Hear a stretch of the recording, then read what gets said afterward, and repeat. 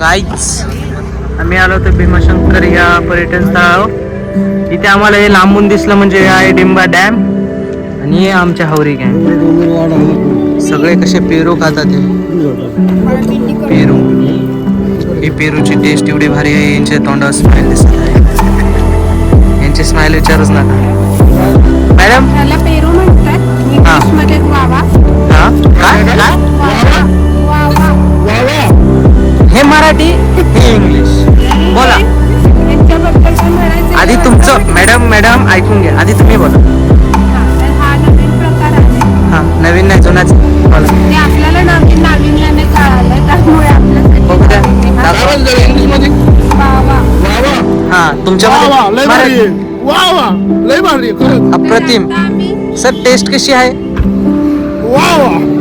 हा बोला तुम्ही. आम्ही या ठिकाणी डिंबे धरण बघण्यासाठी थांबलेलो आहोत. हेच का ते? आपल्या व्ह्यूअर्ससाठी एकदा जरा कॅमेरा टर्न करून व्ह्यू दाखवा. अरे ठीक आहे परत दाखव. हा तुम्ही एक पुचकाळी मारू शकता. उचकाळी मीन्स मॅडम? खाली बघा नाही तर तुमची पुचकाळी अरे अरे अरे अरे अरे बोला बोला. इथे तुम्ही पुचकाळी मारू शकता.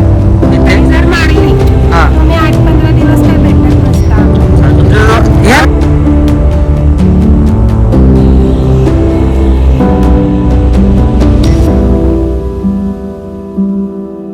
तुम्ही महिनाभर वर नाही आले तरी चालेल. हो पाण्यात डुबल्यावर हो काय काय तुम्ही मला बोलायला शब्द नाही आमच्याकडे. अशी कुठे माणुसकी असते का? प्रॅक्टिकल आहोत. हे तर बुडायचंच ना. हे पाण्यातून वरती राहतील.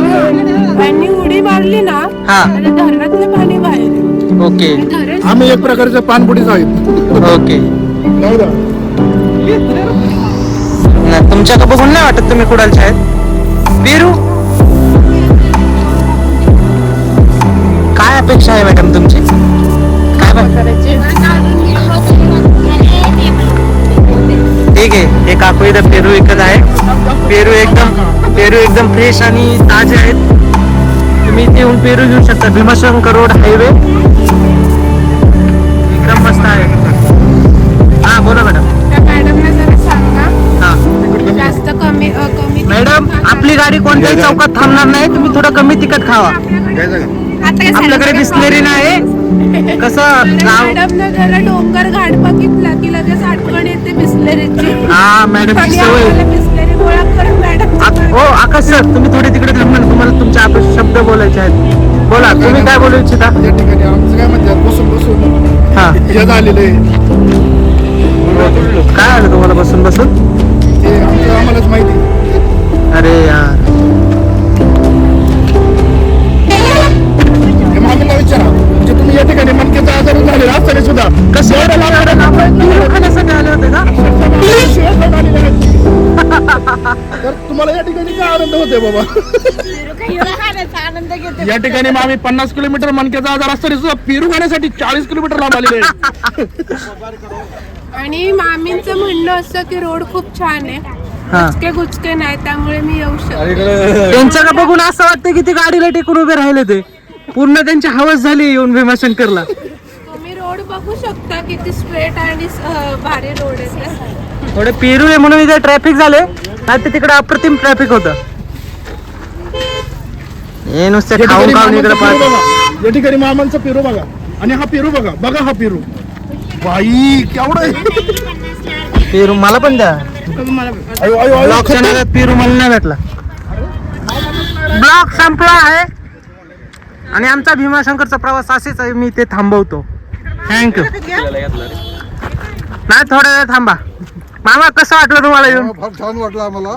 या ठिकाणी अक्षरशः मामा म्हणजे टिटोळावरून भीमाशंकरला फिरायला आले होते आणि अगदी 5 किलोमीटरवरून ते रिटर्न फिरून आलेले आहेत. तर या ठिकाणी मामांच्या थोडे काय म्हणतात भावना तुम्ही ऐकून घ्या. हा काय म्हणणं आहे मामांचं? भीमाशंकर हे पावन तीर्थस्थळ आहे. आम्ही व्हिजिट मारली. मला समाधान वाटलं आमच्या. पण मामा असं झालं की आपल्याला दर्शनच नाही भेटलं. दर्शन नाही झालं तरी चालेल कारण लाईन भरपूर होती. आमच्याकडे टाइम नव्हता म्हणून आम्ही मागे पडलोय. या ठिकाणी आम्ही मनापासून वेळ काढून गेलो होतो. हा ठीक आहे. आपण दर्शन इथेच थांबवलं. इथून आता आपण घरी चाललोय. शिंदेवाडीला चालू शिंदेवाडीला. बरं मी हा काय का? म्हणतो हा. या ठिकाणी आपल्याला दातांचा प्रॉब्लेम असताना सुद्धा आपण पेरू खाताय.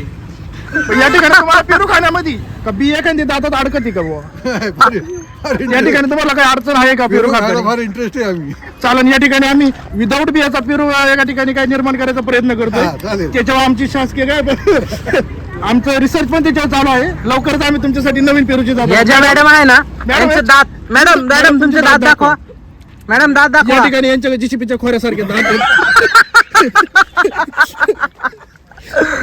मॅडम दात मॅडम दात दात दाखवा दाखवा मॅडम ठीक आहे आपला ब्लॉग आता आपण इथे थांबवत आहे इथे गर्दी झाली आहे